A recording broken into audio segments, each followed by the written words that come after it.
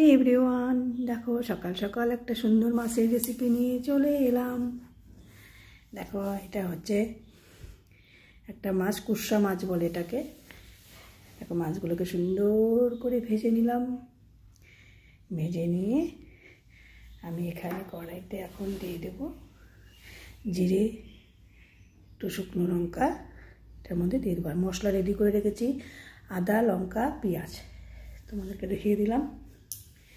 এই তিনটে আমি মিক্সচার মেশিনে একটু পেস্ট করে নেব। জিরেটা ভাজা হয়ে গেলে, তেলটা গরম হয়ে গেলে আমি যে পেঁয়াজ, লঙ্কা, আদাটা পেস্ট করে রেখেছি সেটা আমি এখানে দিয়ে দেবো।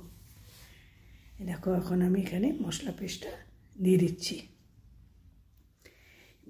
দিয়ে মশলাটাকে সুন্দর করে কষাবো অনেকক্ষণ।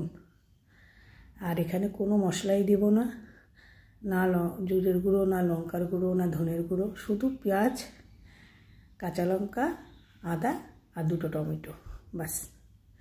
লবণ আর হলুদ, আর কিচ্ছু দেবো না আমি। দিয়ে এটাকে আমি সুন্দর করে কষাবো, অনেকক্ষণ কষাবো।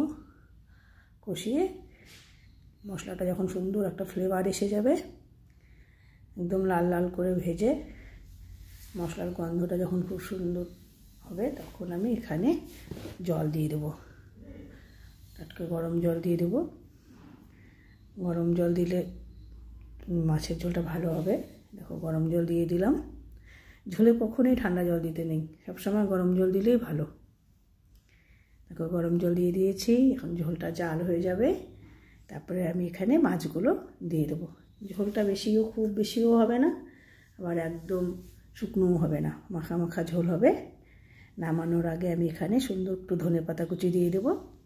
তোমরা এভাবে বানিয়ে খেয়ে দেখো বন্ধুরা, খুব ভালো লাগবে, দারুণ লাগবে খেতে।